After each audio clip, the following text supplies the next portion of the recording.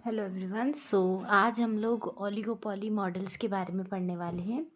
तो ओलिगोपोली को समझने का सबसे अच्छा तरीका है आप चेस के गेम को समझो। जैसे हम लोग चेस खेलते हैं तो चेस में आपका हर मूव सामने वाले के मूव पर डिपेंड करता है। वैसे ही ओलिगोपोली में फर्म अकेले डिसीजन नहीं ले सकती। फर्म्स हमेशा इंटरडिपेंडेंट होती है। मतलब फर्म्स क्या होती हैं, इंटरडिपेंडेंट होती है। अब ओलिगोपोली का मतलब क्या होता है कि यहाँ पर फ्यू सेलर्स होते हैं। जैसे एप्पल सैमसंग जैसे टक्कर की कुछ कंपनीज होती है बड़ी बड़ी, या जियो एयरटेल को ले लो। इसी मार्केट की सबसे बड़ी खूबी होती है इंटरडिपेंडेंस, यानी एक ने प्राइस गिराया है तो दूसरे की भी प्राइस कम हो जाएगी। ठीक है, यहाँ पर ना एक तरीके से स्ट्रेटेजिक डिसीजन काम करता है कि किस तरीके से आप डिसाइड करोगे कि आपको क्वांटिटी के बेसिस पे डिस्क्रिमिनेशन करना है या प्राइस के बेसिस पे डिस्क्रिमिनेशन करना है। तो और यहाँ पर क्या होता है, ओलिगोपोली में हाई बैरियर्स टू एंट्री होती है। मतलब इतनी इजीली आप ओलिगोपोली मार्केट में एंटर नहीं कर सकते। ठीक है, और ये अगर हम देखें तो फर्म्स जो होती है, फर्म्स क्या होती है कि कुछ फर्म्स के पास 35% प्रॉफिट है, किसी के पास 30% प्रॉफिट है। तो किस तरीके से जो फर्म्स है वो अपना आउटपुट डिटर्मिनेशन करेगी, वो भी आपको ओलिगोपोली मार्केट में आगे जाके पता चलेगा। क्योंकि बहुत सारे तरीके के मॉडल्स है, जैसे कॉर्नोट का मॉडल है, उसके बाद अपना पॉल स्वीजी का मॉडल है, या फिर चैम्बरलेन है, एजवर्थ है। इन सब के मॉडल्स के बारे में आज हम लोग आगे पढ़ेंगे। ठीक है, तो स्टार्ट करते हैं नेक्स्ट स्लाइड से। तो चलो, अब हम लोग करते हैं कोर्नोट मॉडल को।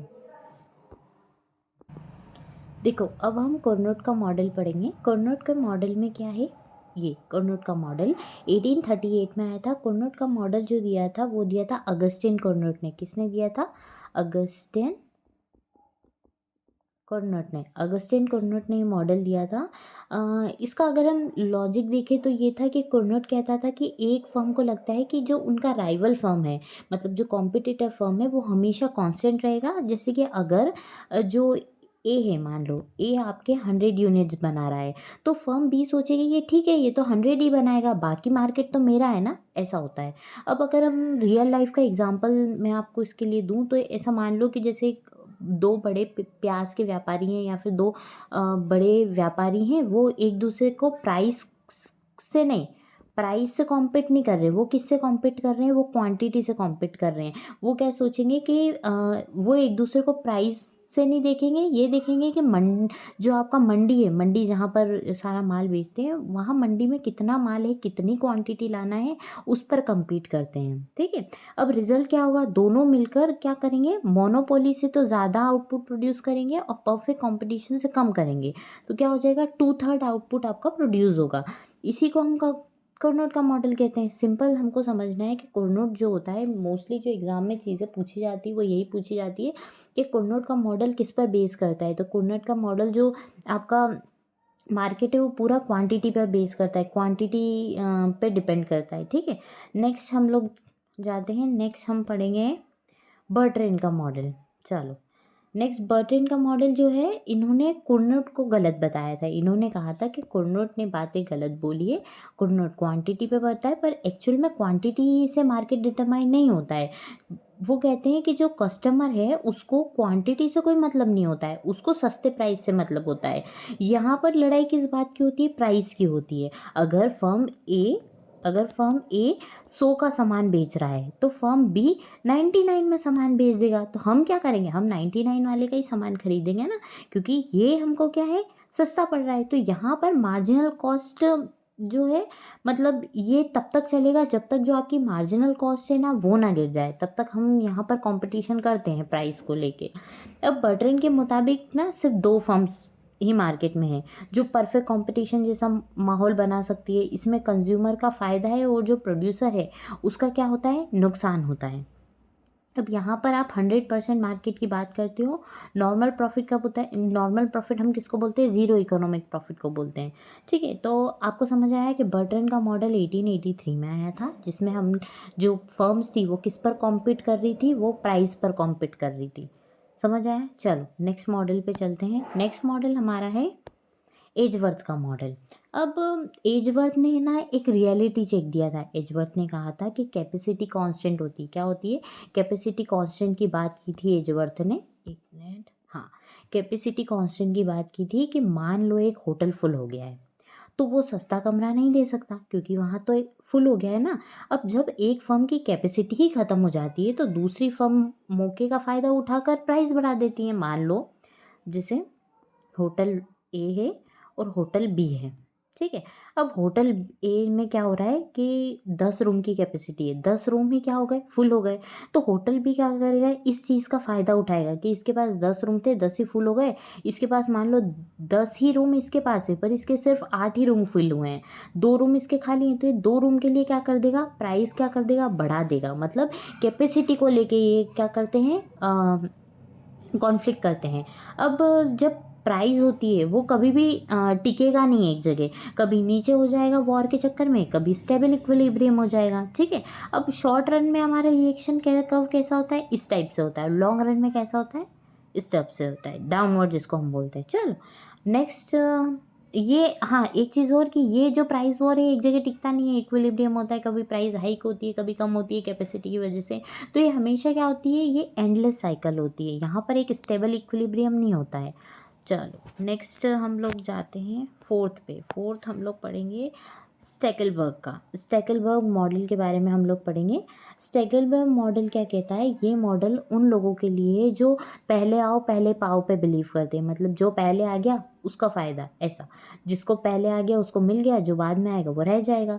एक फर्म पहले डिसाइड करती है कि वो कितना प्रोड्यूस करेगी, वो इतना ज़्यादा प्रोड्यूस कर लेती है कि फॉलोअर के लिए थोड़ा ही मार्केट बच जाता है, इस टाइप से।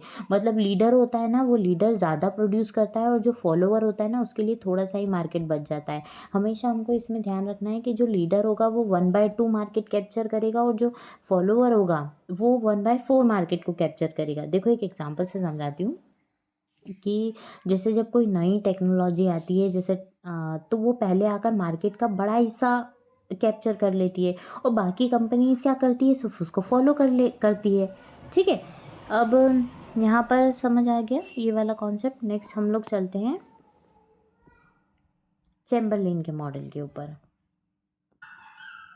अब ना चैम्बरलिन का जो मॉडल था ना वो, एक मिनट, हाँ, चैम्बरलिन का मॉडल जो था वो 1939 में आया था। अब इसमें क्या था कि ये बोला गया था कि जो फर्म्स होती है वो समझदार होती है, आप ऐसा बोल सकते हो। वो लड़ने की बजाय वो लड़ती नहीं है, वो किस पे बिलीव करती है कि हम क्या करेंगे, हम हैंडशेक कर लेंगे, मिलकर मिलकर काम करने पर बिलीव करती है। जब ये दोस्ती ऐसे फॉर्मल हो जाती है ना तो इसको हम बोलते हैं जॉइंट मोनोपोली। क्या बोलते हैं, जॉइंट मोनोपोली। जॉइंट मोनोपोली में क्या होता है कि फर्म्स क्या करती हैं, आपस में लड़ने की बजाय हाथ मिलाकर ये देखती है कि हम अपना मैक्सिमम प्रॉफिट कैसे कमा सकते हैं। इसको हम बोलते हैं कॉल्यूसिव ओलिगोपोली। कॉल्यूसिव ओलिगोपोली इसको बोलते हैं, जिसमें एक शेयर्ड स्ट्रेटेजी, म्यूचुअल अंडरस्टैंडिंग के साथ सारा काम किया जाता है और एक स्टेबल एग्रीमेंट बनाया जाता है जो अनरिटर्न होता है। मतलब आपस में ही समझ जाते हैं कि अच्छा हमको इस तरीके से काम करना है ताकि हम मैक्सिमम प्रॉफिट कमा सकें, है ना। अब चलो इसमें 1/2 होता है हमारा आउटपुट डिटरमाइन। मतलब दोनों फर्म जो होती है, दोनों फर्म के पास आधा आधा मार्केट कैप्चर होता है, शेयर्ड एग्रीमेंट ये लोग करते हैं। नेक्स्ट हम लोग चलते हैं पॉल स्वीजी के, जो स्वीजीज का किंग डिमांड कर्व है ना, जो कि 1939 में आया था। ये सबसे ज़्यादा इम्पॉर्टेंट है, इसको हमको अच्छे से पढ़ना है, इसको अच्छे से समझना है। देखो आपने नोटिस किया होगा कि जो कोल्ड ड्रिंक के प्राइजेज है सालों तक नहीं बढ़ते हैं। क्यों नहीं बढ़ते हैं, क्योंकि इसका रीज़न ना ये दिया गया है कि अगर कोको कोला के प्राइस बढ़ेंगे तो पेप्सी फॉलो नहीं करेगा, और लेकिन अगर जो कोक के प्राइजेस कम हो गए तो पेप्सी को भी मजबूरन कम करना पड़ेगा। इट्स लाइक के आप ये बोल सकते हो कि मान लो 2 फार्म है, एक ए है एक बी है, ठीक है। एक मिनट, अपन कोको कोला और पेप्सी का एग्जांपल लेते हैं। कोको कोला और पेप्सी ये 2 बड़ी फर्म हैं। अब ये 2 फर्म में क्या होता है कि मान लो कोको कोला, आप कोको कोला नहीं पियोगे तो पेप्सी पी लोगे, पेप्सी नहीं पियोगे तो वो कोला पी लोगे। दोनों ऐसे वो हैं आपके सब्स्टिट्यूट है। तो आप क्या करोगे, मान लो कोको कोला की प्राइस बढ़ गई, बड़ी नहीं ये बड़ी, जैसे अगर मान लो कोको कोला अपनी प्राइस बढ़ा देता है तो पेप्सी उसको फॉलो करेगा क्या? नहीं करेगा। कोको कोला ने प्राइस बढ़ाई तो लोग क्या करेंगे? पेप्सी को पीने लग जाएंगे। और अगर कोको कोला प्राइस कम कर देता है मान लो, तो पेप्सी सोचेगा कि यार कोको कोला ने तो प्राइस कम कर दिए, मुझे भी कम करना पड़ेगा, अदरवाइज थोड़े बहुत जो लोग मुझे कंज्यूम कर रहे थे वो लोग भी क्या करने लग जाएंगे? कोको कोला को पीने लग जाएंगे। समझ आया? तो मतलब अगर प्राइस बढ़ रही है तो जो मान लो एक फर्म प्राइस बढ़ा रही है तो दूसरी उसको फॉलो नहीं करेगी, और अगर एक फर्म प्राइस कम कर रही है तो दूसरी उसको फॉलो करेगी। ठीक है, इस तरीके से आपका किंग डिमांड काम करता है। अब ये इसका आपका ये पॉल सीजी का किंग डिमांड कर्व को दिया गया है। ये हमारा मार्जिनल रेवेन्यू है। यहाँ पर ये हमारी प्राइस रिजिडिटी है, क्योंकि प्राइस इसमें रिजिड होती है, इतनी आसानी से फर्म अपनी प्राइस चेंज नहीं करती है। शेयर्ड मोनोपोली आउटपुट होता है, आप आपस में शेयरिंग होती है।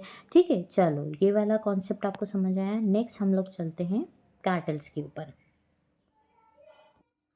कार्टेल्स भी आपका ना चैम्बरलिन की तरह है। जैसे चैम्बरलिन कहता था ना कि एक आप जॉइंट प्रॉफिट मैक्सिमाइजेशन की बात करता था कि यार आप अगर म्यूचुअल अंडरस्टैंडिंग आपके बीच में होगी, आप एक फॉर्मल एग्रीमेंट कर लेते हो, तो उस तरीके से। अब सिर्फ चैम्बरलिन और कार्टेल में इतना अंतर है कि चैम्बरलिन का जो था वो आंखों आंखों से समझ जाते थे, वहाँ पर रिटर्न डॉक्यूमेंट कुछ नहीं होता था, एग्रीमेंट नहीं होता था। पर कार्टेल्स में क्या होता है बेटा कि कार्टेल्स में एक तरीके का फॉर्मल एग्रीमेंट होता है आपस में, कि हम आपस में लड़ाई नहीं करेंगे, प्यार से रहेंगे, और आपस में कभी भी कोई हमको चेंजेस करने होंगे तो आपस में बात करके करेंगे, और हमेशा हम प्रॉफिट मैक्सिमाइजेशन की बात करेंगे कि ऐसा कुछ करेंगे जिसमें दोनों का फ़ायदा हो, एक का भी नुकसान ना हो। समझ आया चैम्बरलिन और कार्टेल में क्या डिफरेंस है? चैम्बरलिन आपका अनरिटर्न एग्रीमेंट होता है, और कार्टेल आपका रिटर्न एग्रीमेंट होता है। दोनों आपके प्रॉफिट मैक्सिमाइजेशन की बात करते हैं। चलो यही चीज़ मैंने आपको समझाई है। नेक्स्ट है आपका प्राइस लीडरशिप का। अब जो आपका प्राइस लीडरशिप होता है ना, ना तो यहाँ पर कोई फॉर्मल और रिटर्न एग्रीमेंट कुछ भी नहीं होता है। यहाँ पर जो डोमिनेंट फर्म होती है, मतलब जो सबसे बड़ी फर्म होती है, वो क्या करती है? मार्केट प्राइस को सेट करती है, और जो बाकी छोटी छोटी फर्म्स होती है वो उनको क्या कर लेती है? एक्सेप्ट कर लेती है, और वो क्या बन जाती है? प्राइस टेकर बन जाती है। मतलब जो सबसे बड़ी फर्म होगी, डोमिनेंट फर्म होगी, वो प्राइस मेकर होगी। देन जो छोटी छोटी फर्म्स है वो क्या हो जाएगी? प्राइस टेकर हो जाएगी। ठीक है, इट्स लाइक फॉलोअर 1 2 3। पर सबसे ज़्यादा मार्केट जो कैप्चर करेगा ना, वो डोमिनेंट फर्म करेगी। 70% फर्म मार्केट का उसके पास होता है। उसके बाद जो थोड़ा बहुत मार्केट बच जाता है वो छोटी फर्म्स उसको कैप्चर करती है। ठीक है, अब जो डोमिनेंट फर्म होती है और फॉलोवर वाली जो इंडिविजुअल आउटपुट होती है वो होती है इक्विलिब्रियम में, पर ज़्यादा प्रॉफिट 70% इनके पास होता है और 30% इनके पास होता है। चलो नेक्स्ट हम लोग चलते हैं। अच्छा ठीक है, ये हमारा कंप्लीट हो गया है। सारे मॉडल्स में इसमें पढ़ा चुकी हूँ। अप्रॉक्स 13 मिनट की वीडियो है। 13 मिनट में मैंने पूरा मॉडल इस हद तक समझा दिया है कि आपको किसी भी मॉडल में कोई भी डाउट नहीं होना चाहिए।